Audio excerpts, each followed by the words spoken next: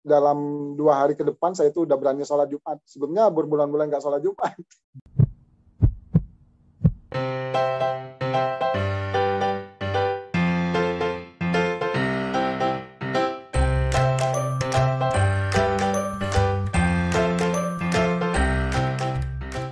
Selanjutnya ya, Mas Ang. Sebelum kenal UMP itu saya tuh betul-betul drop, nggak bisa ngapa-ngapain. Mau ke kamar mandi aja ini maaf, harus dituntun sama anak. Tuntun sama anak. Itu jalan goyang, udah kayak jalan di atas perahu, Dok.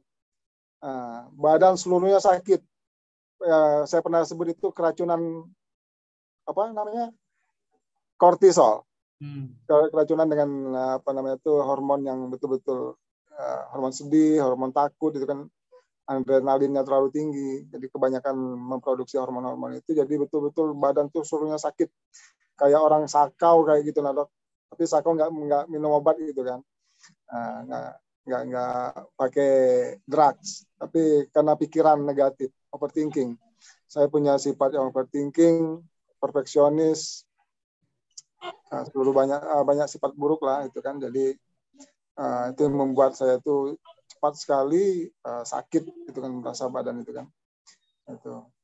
Dan berjumpa dengan UMP ini adalah pencarian saya melalui doa.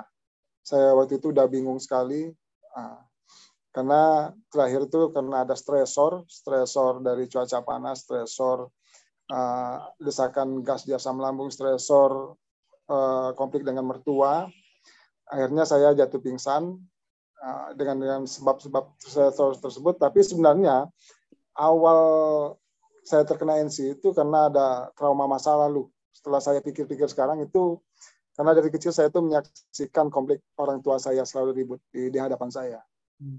Itu berat sekali. Ternyata itu sumber utamanya. Terus belum lagi adik-adik ibu saya itu selalu menyalahkan ibu saya itu kan. Selalu ada perlakuan diskriminatif terhadap keluarga kami, itu kan karena ada ketimpangan ekonomi dan segala macam lah. Belum lagi dapat bullying dari pihak-pihak eksternal gitu kan. Jadi seluruh trauma itu berkumpul di pikiran saya, dan akhirnya puncaknya di 2 tahun yang lalu ketika ada stresor, 4 stresor sekaligus yang saya sebutkan tadi, jadilah tubuh saya itu tumbang, pingsan. Dan menambahkan trauma baru di dalam diri saya gitu kan, trauma baru dengan sikap mertua, cuaca panas, asam lambung itu. Dan penanganannya ya karena minim pengetahuan, jadi penanganannya ya sensasi saja, berobat ke dokter penyakit dalam, ke dokter jantung, dokter umum, ya banyak menghabiskan waktu dan uang di urusan ini sensasi tubuh, tapi tanpa sedikit pun menyelesaikan masalah, tanpa sedikit pun menyentuh masalah yang sebenarnya, karena nggak tahu juga, bingung. Seperti dokter bilang nggak tahu musuhnya di mana ini kan, badan seluruhnya sakit, betul-betul ya nggak berdaya lah waktu itu. Saya berbulan-bulan nggak masuk kerja, Dok. Berbulan-bulan nggak masuk kerja. Jangan kan mau kerja, mau ke kamar mandi aja diantar. Nah, yang bikin saya malu itu waktu kita ada webinar, Dok. Webinar pertama kali saya ikut. Itu saya di rumah orang tua saya, di rumah ayah saya itu kan. Ibu kan udah meninggal. Itu mau mandi air panas, itu ayah saya yang masakin, yang nyiapin. Istri kan pulang ke rumah kan mau ngurusin anak sekolah kan. Jadi saya tinggal sama orang tua saya. Orang tua saya yang nyiapin air panas, nyiapin mandi, gitu kan. Saya nggak kuat ke dapur, jalan sendiri nggak kuat. Apalagi mau nentengin apa namanya itu panci air panas ke kamar mandi, itu sama sekali nggak ada daya saya. Jadi memang sampai bisa dikatakan jadi beban keluarga. Iya, jadi beban mereka, Sampai yang mau mandi aja diurusin, Dok. Bayangkan. Yang ngurusin suami. Berarti sama ya, sama kayak Aina tadi, ketidakberdayaan sama sekali dan tidak ada informasi kemana harus ditangani di awal. Nggak ada.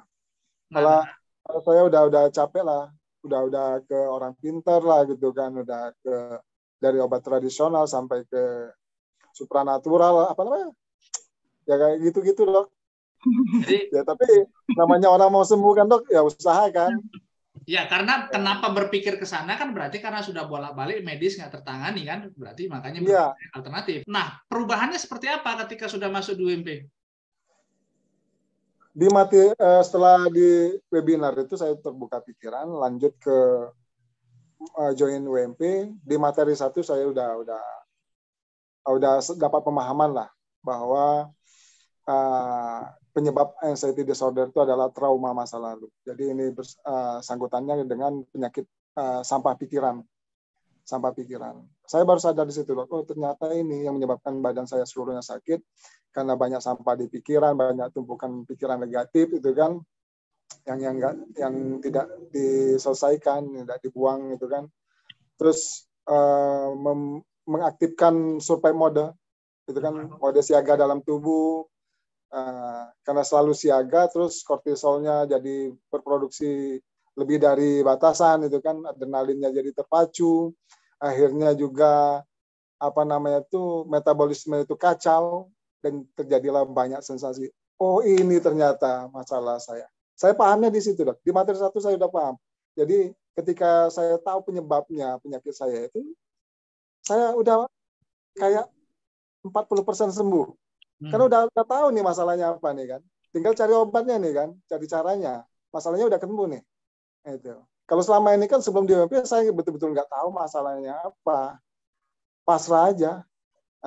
Ya tunggu ada wahyu gitu kan. Ada petunjuk. Ternyata petunjuknya alhamdulillah di sini. Tapi ya saya nggak putus doa untuk dapat petunjuk lah untuk pengobatan yang benar kan, yang diridhoi. Alhamdulillah ketemu dengan Dr. Dilan di UMP. Di materi pertama saya sudah dapat tunjuknya bahwa penyakit saya itu ini karena kelebihan produksi hormon takut, sedih dan sebagainya macam itu. Jadi metabolisme tubuhnya kacau dan menyebabkan seluruh badan merasa sakit dengan banyak pikiran-pikiran negatif itu kan.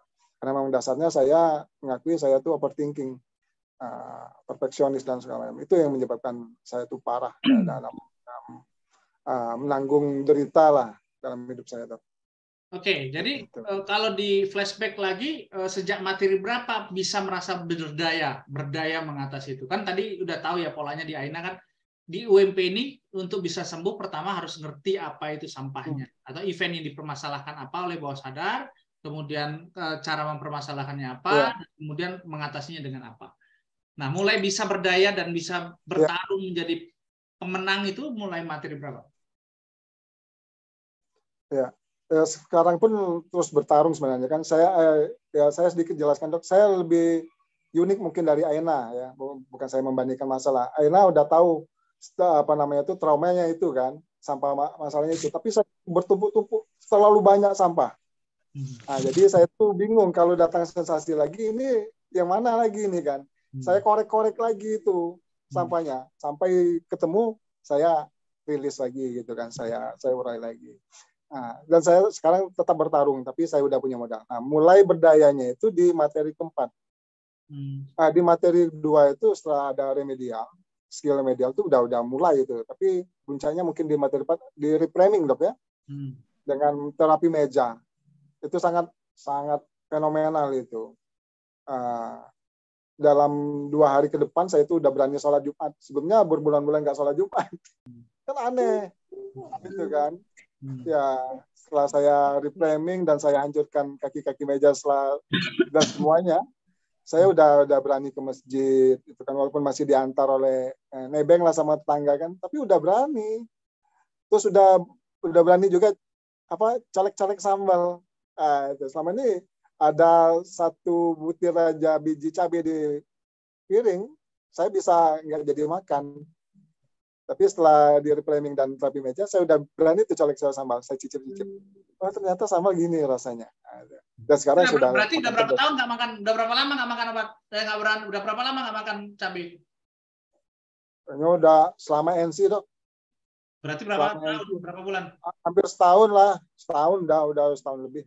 Jadi materi 4 udah bisa makan bebas, kemudian ada perubahan fenomenal dari yang nggak bisa sholat Jumat berbulan-bulan, udah bisa sholat Jumat, kemudian sudah bisa kerja lagi ya Mas, itu Udah bawa kendaraan sendiri. Selama ini kan ya diantarin istri, Dok, ke kantor. Ya duduk di belakang. Kadang kalau bawa mobil kan ya di samping kan gitu kan. Terus naik Kang Ojek kan, ikut Kang Ojek. Ya alhamdulillah sekarang udah berani bawa motor ini kendaraan sendiri. Kalau mobil belum berani lah, masih belajar gitu kan. Belajar lagi pokoknya. Harus berani belajar lagi. Ya, tapi artinya sudah bisa masuk kantor dan nggak langsung meminta pulang, udah bisa menjalani pagi sampai sore. Bisa, alhamdulillah. Kalau sebelumnya kan nggak masuk berbulan-bulan, sekarang udah bisa masuk dan bisa kerja kayak biasa lagi. Bisa, insya Allah bisa. Oke. Nah, selanjutnya ke peserta yang unik ini, Emi Sulati ini. Saya browsing ternyata yang begini-gini ini kena gangguan jin, kena gangguan setan, harus diruqyah. Ya takut lagi. Takut lagi. Apa ya, jangan-jangan benar ada setan, ya ada jin dalam tubuh yang membuat saya cemas, takut, gelisah gitu, Dok.